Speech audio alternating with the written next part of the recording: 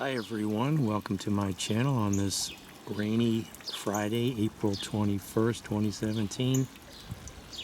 Just wanted to do a quick video on these two raised beds I cleaned out yesterday. So I planted Oregon snow peas, and then I planted also the Oregon snow peas that had already sprouted in the lean-to. Germination rate wasn't that good. I don't know if the heat mat was too high, or it's just because they're older seeds. But I put in, what had germinated, and then the rest of the pack I had soaked for about 24 hours, and then I planted. What is this? It's a seed that I dug up by accident. It's sprouting.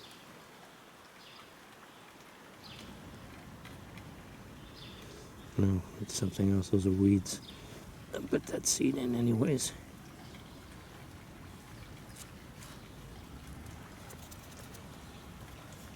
On the other side there, I had some artichoke plants that I had in the lean-to over the winter.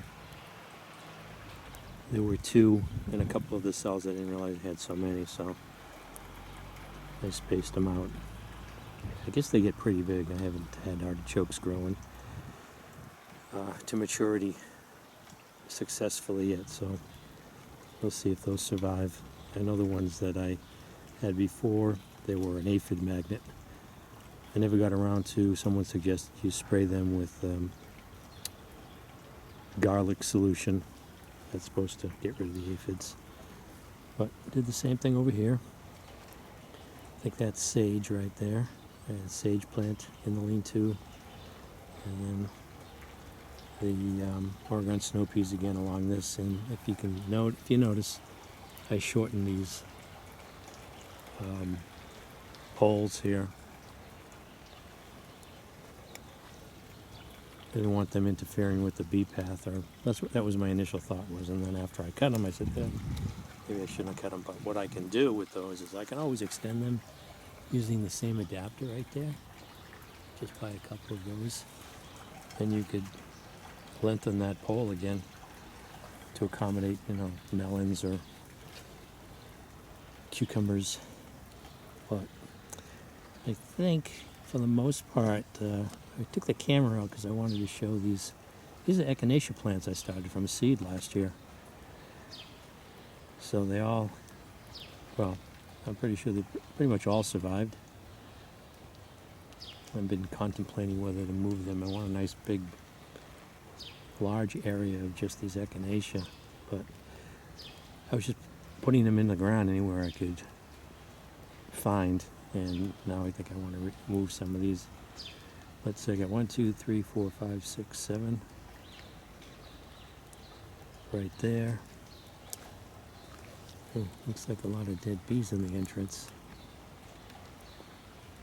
I gave them my second treatment of oxalic acid on Wednesday. Hope there's nothing going on there. Wow, bees still taking off in the rain. It's got to be in the 40s. There's some more echinacea. 1, 2, 3, 4, 5, 6, 7. I think there's a double there. 8, 9, 10, 11, 12, 13, 14, 15, 16. It's like 25 right here.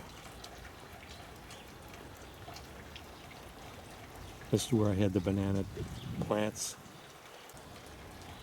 So I want to move these here because I'm thinking of putting a bench here where I can put maybe 2, 3 beehives. I just came across a document online that in my area, I think for this size property, that 2 beehives is like the max. But I guess if nobody complained, I could have 3. And here's some more echinacea. All these I started from the seeds too. Over here though, I bought from a local nursery. It looks like most of everything came up. And these are other versions of echinacea in a purple. I think one was, I forget the names, torch or something like that. Any of these labels still on here? But there's coneflower, powwow. This looks like a white one. This here, what is this? Spanish lavender. Looks like this one maybe bit the dust as some type of geranium. Don't think there are any perennial geraniums. I don't know. It's not up here. What do we got over here? Stokes Aster Peachy Pick. These are all plants that I chose because the nursery had a beehive. There's a local Boston company that I guess the concept is they supply the bees and you supply the property. And I've seen it in a local news story also on this company, and they'll put a beehive on your property. And I don't know if they just pay you with some honey, but gives them a place to put the hive. Veronica, here's another one, Blue Explosion. Veronica, that's coming up. I just put in this Liatris here that I had. Oh, there's a couple of more of the, let's see, there's an echinacea here. Looks like that one's coming up. That's Flamethrower. There's a couple of more of the echinacea that I started from seed. Oh, there's a couple more there. This looks like this has survived, but it looks like it's having to start all over again. I was hoping that, I don't know what the growth rate is. This is Russian sage. You can see there. What we got here, and Perovsky's. Oh, don't. I'm not even going to attempt that. Atricifolia. White Farm. Oh, that's one of the ones I ordered. Looks like there's something next to that though. What is that? And we have Sunny Border. What is this? Veronica hybrid. Pincushion flower. That looks like that came up. That survived. And the looks like maybe this didn't survive. Echinacea Tiki Torch, but there's something going on over here. So maybe this just got moved. I think that's just grass. Yep. So here's more Echinacea. I think these are what, columbine? And looks like some daisies came up. And also, I think this is a butterfly bush here, but it's a dwarf. So it doesn't get too big.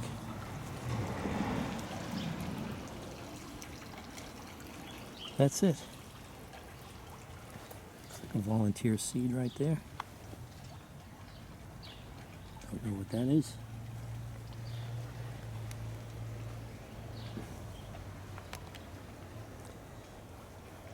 So, April showers bring May flowers, but you know what another benefit is, although it's not completely necessary. The reason I bring it up is because there's debris all over the driveway. Because when you have this wet weather, it gives robins an opportunity to put their nest building material in precarious places that would probably be a lot more difficult or impossible if it was like dry. Because the wind, any slight wind would just take it away and wouldn't be able to build up. But when it's wet, they're able to build up their nest. I can show you in a minute the debris. Well, what's on the house.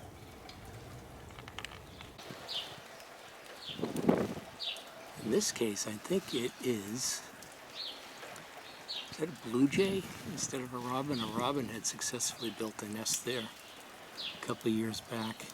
Whoop. Didn't catch what that was. Maybe it was a robin because there's a robin on the front lawn. But that would be almost impossible with just dry material because when it was dry for a couple of days, the stuff was just falling down. But when it's wet, they're able to keep it and build up on top of it. No, it's a robin. Robin just arrived with more material. I did transfer one of the echinaceas right here. I want to put some more in here and then maybe some of the wildflowers. I have a packet of wildflower mix. But I put this fencing around it because there's this wild cottontail. Is that what it is? Cottontail, northern cottontail rabbit. Probably make quick work of those tender shoots there. So some tulips coming up. Let's see all the figs leafing out. Let's see, there's some little figlets on this one. What is that? Oh yeah, that's UC Davis Violet de Bardot. Arboreba crop.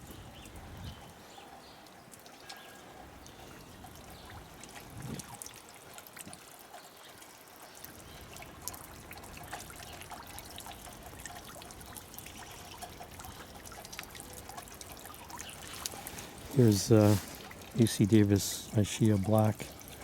It's interesting, got this green shoot coming up. Hasn't even lignified yet. And it survived. There's the leaves. That looks really nice and healthy, those leaves there. But the main stalk there looks like it has a problem. It's a little dormant, a little bit behind. You see more leaves here.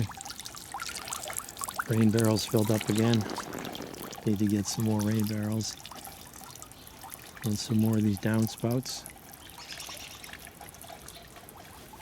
Here's a UC Davis Black Madeira that seems to be stuck.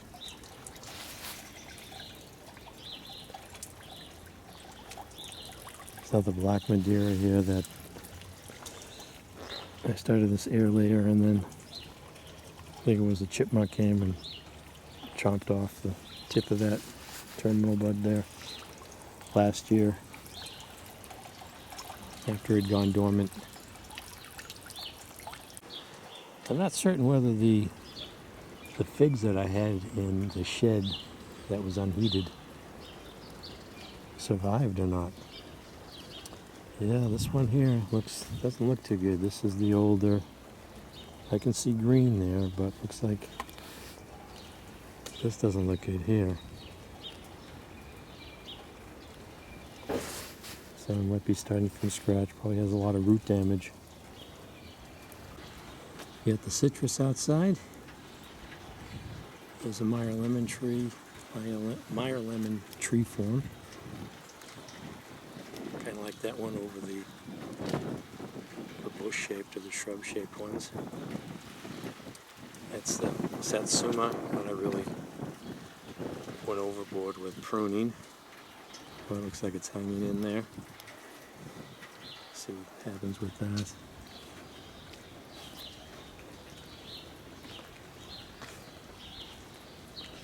Need to prune a couple of these spindly branches here to get more side shoots out.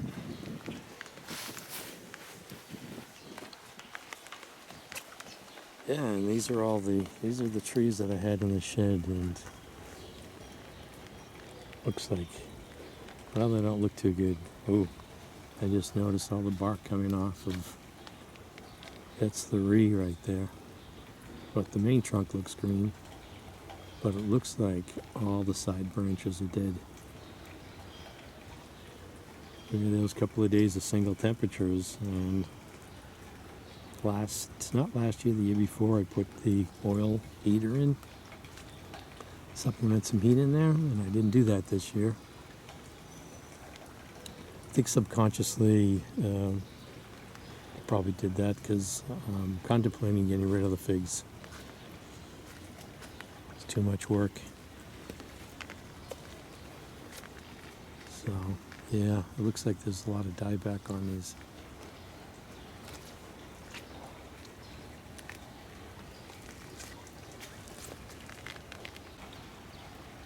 Here are the hardy, these are the two hardy kiwi that a couple of years ago I planted in this location. I need to build on these posts here some trellis work. They started to wrap around the banana plants, you can see. And unwind that section right there. They were wrapping around the bananas.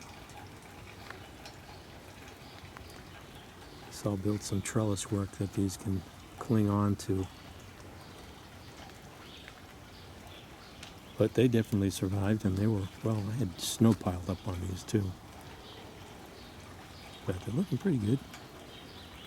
Definitely a hardy kiwi. And you have to have two. There's a male and a female.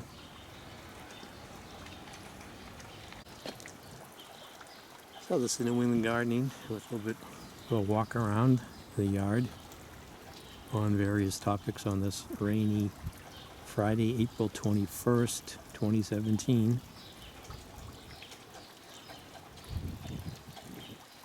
Thanks for watching.